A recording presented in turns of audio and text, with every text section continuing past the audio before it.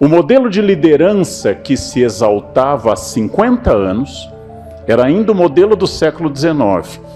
Homens decididos, enérgicos, ligeiramente autoritários. Estes eram os grandes construtores de impérios. Este é o modelo do século XIX, com transição no século XX para grandes magnatas. E estes homens que construíram indústrias de automóveis como Ford, indústrias de aço e petróleo como Rockefeller e outros, estes homens eram louvados pela sua capacidade de energia, de imposição de valores. Sempre foi uma virtude louvada em líderes homens. Quando as mulheres tinham as mesmas características, eram insensíveis, autoritárias ou excessivamente racionais. Isso foi uma coisa que não mudou. A indústria norte-americana e o exército russo venceram a Alemanha nazista. E Churchill estava certo. E isso é louvado, e ele ganhou o prêmio Nobel como escritor de língua inglesa, e ele se transformou num dos líderes mais festejados, foi ministro novamente, 51 a 55, e quando faleceu em 1965, ele era um dos homens mais celebrados do antigo Império Britânico, que ele também viu desmoronar desde a independência da Índia em 47. Um líder que teve várias virtudes. A primeira delas, aprendeu, porque Churchill tomou uma péssima decisão na Primeira Guerra, na Batalha de Galípoli. Churchill tomou péssimas decisões financeiras como Lorde do Tesouro. Churchill quase foi à falência durante a crise de 29, pessoalmente. É um homem que acumulou erros e já com uma idade em que não se começa mais na política, tornou-se primeiro-ministro em 1940. Logo, nós estamos falando de um homem que aprendeu, mas que tomou decisões muito solitariamente. Enfrentou pressões da esposa, do rei, do parlamento e do seu partido, e bateu o pé e convenceu pessoas ao caminho que nós sabemos o mais correto. Acontece que hoje esse tipo de liderança, sempre louvamos o carisma e a capacidade de continuar aprendendo, mas a liderança de hoje é mais complexa. Porque o mundo está tão diverso, o mundo está tão variado, que nenhum líder consegue ver todos os aspectos, ele precisa ouvir mais aquilo que, há mais de 2.500 anos, era um conselho do general Sun Tzu na arte da guerra. Nenhum general vence se não ouvir o soldado na trincheira. Dizendo, cuidado, general que se isola no quartel-general perde a guerra. Não avalia o terreno, não vê o moral das tropas. Mesmo conselho dado na peça Henrique V de Shakespeare, quando Henrique, disfarçado de soldado, percorre o acampamento na véspera de uma batalha importante na Guerra dos 100 Anos. Churchill é um modelo de carisma e de escrita da língua inglesa. É um modelo de ironia. As frases dele até hoje causam impacto pela sua ironia que vocês devem conhecer. Nenhum general vence se não ouvir sua equipe, mas Churchill hoje seria um péssimo primeiro-ministro, porque as Ilhas Britânicas são completamente diferentes. As decisões são tomadas de uma forma muito mais atomizada, muito mais capilarizada, se preferirem a metáfora biológica, do que eram há alguns anos.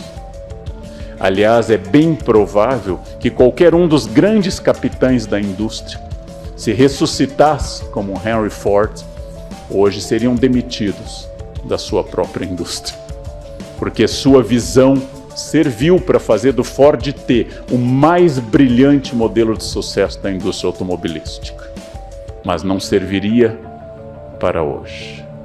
E é muito complexo responder, porque a liderança de hoje não implica apenas o domínio técnico, não implica apenas o carisma, não implica apenas a sensibilidade, mas implica manter o equilíbrio psíquico de uma equipe, que em época de pandemia é mais abalado ainda. Então, líderes que pressionam sem cessar, líderes que estabelecem sem cessar uma ruptura maior, eles atingem essa ruptura muito cedo. Mas qual é o ponto que eu posso pressionar e qual é o ponto que eu posso retirar meu time, que eu posso retroceder? Não existe fórmula. E isso é muito importante de ser dito. Não existe uma fórmula, porque o líder se constrói na liderança. A atualização tecnológica, atualização em todos os campos. Não há líder hoje que não tenha possibilidade, que não consiga, senão não será um líder, atualização cultural. Um líder precisa saber o que acontece no mundo, inclusive no mundo distante da sua área. O líder precisa ver filmes, precisa assistir peças de teatro. E não há nenhum motivo para duvidar que um bom líder hoje tenha que passar uns 15 minutos por semana vendo TikTok. Porque o seu público vê. Por que é que hoje, por exemplo, o líder não pode ser preconceituoso? Antes nós diríamos, porque não é ético. Um líder racista, um líder misógino, não é ético. Depois nós diríamos, com a Constituição de 88, não é juridicamente viável ser racista. Hoje eu diria, o racismo, o preconceito atacam o público, especialmente num país como o Brasil. Logo ataca a sua planilha Excel, é virtude via lucro. Empresas que se associam à diversidade, na sua imagem e como chegam ao público, conseguem mais simpatia do público. Empresas que têm gestos de exclusão, que às vezes pode ser uma foto, vão para os trend topics. Ou seja, nós temos que ter cuidados que a minha avó, quando minha prima, que tinha sobrepeso, chegou chorando a casa no interior do Rio Grande do Sul, dizendo: "Ah, vó, me chamaram de gorda", e ela, alemã gaúcha, "Mas tu é gorda? Tu quer que chame de quê?" Isso passou. Isso passou. O líder das piadas incisivas, o líder irônico, o líder agressivo ou assediador, ele ataca o lucro da empresa hoje. Não é só o capital moral, ético da empresa. Um ambiente de assédio é um ambiente de medo, e o líder que favorece o assédio, ou usa essa máxima tão romana de dividir para governar, joga um contra o outro, que é facílimo fazer, basta analisar qualquer festa de Natal em família, é facílimo jogar um lado contra o outro. O líder que faz isso provoca um ambiente de medo, e o ambiente de medo é um ambiente menos produtivo. É um ambiente onde as pessoas não dão o melhor de si. Qual é a grande virtude desse líder que está se desenhando nesse mundo VUCA BANI? Em primeiro lugar, eu já disse algumas coisas como atualização, estímulo ao equilíbrio psíquico, capacidade de carisma. Mas, segundo lugar, eu quero, depois de todas essas virtudes, falar de uma ideia muito estranha no Brasil. Eu, como líder, estou em serviço. Logo, quanto maior o número de liderados, a mais gente eu sirvo. Se eu sou professor, eu sirvo aos meus alunos na Unicamp.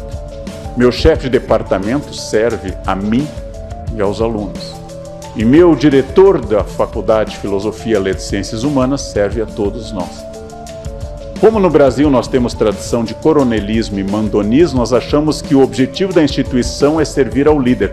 Toda vez que isso acontece, uma empresa começa a ter problemas.